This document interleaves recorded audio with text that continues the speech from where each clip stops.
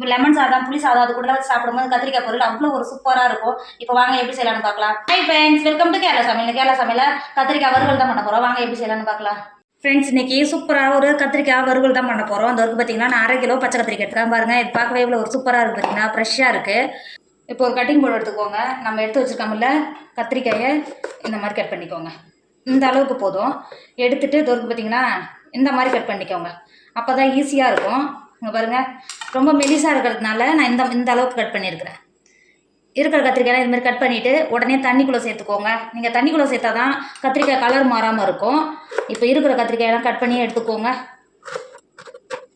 Friends, இப்போ பாருங்கள், கத்திரிக்காயெல்லாம் cut பண்ணி தண்ணியில் போட்டால் மட்டும்தான் பார்த்தீங்களா நம்ம கட் பண்ணி போட்டால் கத்திரிக்காய் வெள்ளை கலரில் இருக்குது பாருங்கள். இந்த மாதிரி இருக்கும். இப்போ இது ஒரு உரமாக மாற்றி வச்சுக்கோங்க. அடுப்பில் ஒரு இரும்பு கடாயை வச்சுக்கோங்க. 2 டேபிள் ஸ்பூன் தேங்காய் சேர்த்துக்கோங்க. நாங்கள் இருக்கிறது ஊட்டி மாதிரியே ரொம்ப ஜில்லுன்னு இருக்கும். தேங்காய் தான் இது, அது நல்லா இது மாதிரி இருக்குது. 2 டேபிள் ஸ்பூன் தேங்காய் சேர்த்துக்கோங்க. கொஞ்சம் எக்ஸ்ட்ராவே சேர்த்துக்கோங்க. அப்போ இன்னும் நல்லா டேஸ்ட்டு சூப்பராக இருக்கும். சேர்த்து கொடுத்துக்கோங்க. இது எண்ணெய் நல்லா சூடாயிடுச்சு. 1/2 டேபிள் ஸ்பூன் கடுகு சேர்த்துக்கோங்க. அது கூடவே 1 டேபிள் ஸ்பூன் பெருஞ்சீரகம் சேர்த்துக்கோங்க. பெருஞ்சீரகமும் கடுகு நல்லா பொரிஞ்சு வந்துருச்சு. 10 பல்லு பூண்டு, 2 துண்டு இஞ்சி நல்லா பொடியாக தட்டி வச்சுருக்கா, உள்ளே சேர்த்துக்கோங்க. சேர்த்து கொடுத்துட்டு பெரிய சைஸ் 2 வெங்காயத்தை பொடியாக கட் பண்ணி வச்சுருக்கேன், அதையும் உள்ளே சேர்த்துக்கோங்க. அது கூடவே 2 கொத்து கருவேப்பிலை சேர்த்து கொடுத்துக்கோங்க. வெங்காயம் வதக்கிறதுக்கு 1 டேபிள் ஸ்பூன் உப்பு சேர்த்துக்கோங்க. சேர்த்துட்டு நல்லா வெங்காயத்தை ஒரு 2 செகண்ட் நல்லா கலந்து கொடுத்துக்கோங்க. இந்த அளவுக்கு நல்லா கலந்து கொடுத்துட்டு வெங்காயம் வதங்கணும்னு அவசியம் கிடையாது.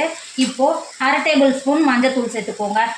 அது கூடவே சில்லி ஃப்ளாக்ஸ் 3 டேபிள் ஸ்பூன் எடுத்து வச்சுருக்கேன், சேர்த்துக்கோங்க. காஞ்சி மிளகாயை மிக்சியில் போட்டு ஒன்றும் அதிகமாக அரைச்சி எடுத்து வச்சுருக்கேன், அதான் உள்ளே சேர்த்துருக்கேன். 3 டேபிள் ஸ்பூன் சில்லி ஃப்ளாக்ஸ் சேர்த்துட்டு அது கூடவே 1 டேபிள் ஸ்பூன் மிளகு தூள் சேர்த்துக்கோங்க. சேர்த்துட்டு ஒரு 2 செகண்ட் நல்லா கலந்து கொடுத்துக்கோங்க. இப்போ இந்த அளவுக்கு நல்லா கலந்து கொடுத்தோம்ல, ஒரு 10 நிமிஷத்துக்கு நம்ம சேர்த்த மசாலாவை பச்சை வடை போகிற வரைக்கும் நல்லா வதக்கிக்கோங்க. அது கூடவே வெங்காயம் இஞ்சி பூண்டு மாதிரி போய் நல்லா வதங்கி வந்துடும், நல்லா வதக்கிக்கோங்க. ஃப்ரெண்ட்ஸ், இப்போ பாருங்கள், நல்லா இஞ்சி பூண்டு பச்சை வடை போய் நல்லா மசாலாவோட நல்லா வதங்கி வந்துருக்கு. பார்த்தீங்களா வெங்காயம் எந்த அளவுக்கு நல்லா வதங்கி வந்துருக்கு பாருங்கள். இப்போது 3 டேபிள் ஸ்பூன் தயிர் சேர்த்துக்கோங்க. நமக்கு புளிப்புக்காக 3 டேபிள் ஸ்பூன் தயிர் சேர்த்துக்கோங்க. தயிர் சேர்த்துட்டு நல்லா கலந்து கொடுத்துக்கோங்க. இந்த அளவுக்கு நல்லா கலந்து எடுத்தோம்னா நான் ஏற்கனவே கட் பண்ணி தண்ணியில் போட்டு வச்சுக்கோங்களா கத்திரிக்காய், அதை உள்ள சேர்த்துக்கோங்க. நீங்கள் கத்திரிக்காய் வறுவல் இது மாதிரி பண்ணி பாருங்கள், டேஸ்ட் அந்த அளவுக்கு சூப்பராக இருக்கும். இப்போ கத்திரிக்காய் உள்ளே சேர்த்துக்கோங்க. இப்போ கத்திரிக்காய் சேர்த்து கொடுத்துட்டு கத்திரிக்காய்க்கு 1/2 டேபிள் ஸ்பூன் உப்பு சேர்த்துக்கோங்க. சேர்த்துட்டு நல்லா கலந்து கொடுத்துக்கோங்க. மசாலாவோட நீங்கள் தண்ணி எதுவும் சேர்க்க தேவையில்லை. கத்திரிக்காயிலேருந்து நல்லா நம்ம சேர்த்த மசாலா வந்து கத்திரிக்காய் சீக்கிரமாகவே வெந்து வந்துடும். இப்போ சேர்த்துட்டு நல்லா கலந்து கொடுத்துக்கோங்க.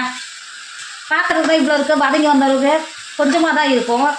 ஒரு 3 பேர் கூட பத்தாது, அந்தளவுக்கு நல்லா டேஸ்ட்டாக இருக்கும். இப்போ நல்லா கலந்து கொடுத்துக்கோங்க.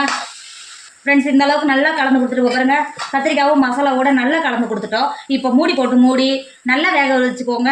இடையில திறந்து கிண்டி கொடுத்துக்கோங்க. நம்ம தண்ணி எதுவும் சேர்க்காதனால இடையில திறந்து கிண்டி கொடுத்துக்கோங்க. ஃப்ரெண்ட்ஸ், இப்போது 10 நிமிஷம் ஆகிடுச்சு. இங்கே பார்த்தீங்களா நம்ம தண்ணி எதுவுமே சேர்க்கலை. இப்போ நல்லா வெந்து வருது பாருங்க. நம்ம சேர்த்த எண்ணெயோடு சேர்ந்து எந்த அளவுக்கு கத்திரிக்காய் நல்லா வெந்து வருது பார்த்தீங்களா. இப்போது இது மாதிரி நல்லா கிண்டி கொடுத்துக்கோங்க. இடையில திறந்து கிண்டி கொடுத்துக்கோங்க. கிண்டி கொடுத்துட்டு மூடி இன்னும் ஒரு 10 நிமிஷத்துக்கு நல்லா வேக வச்சுக்கோங்க. ஃப்ரெண்ட்ஸ், இப்போ பாருங்கள், 10 நிமிஷம் ஆகிடுச்சு. எந்த அளவுக்கு நல்லா வெந்து எண்ணெய் பிரிஞ்சு வந்துருக்கு பார்த்தீங்களா. கத்திரிக்காய் எந்த அளவுக்கு நல்லா வெந்திருக்கு பாருங்கள். இப்போ இது வேறு ஒரு பாத்திரத்துக்கு மாற்றிக்கோங்க.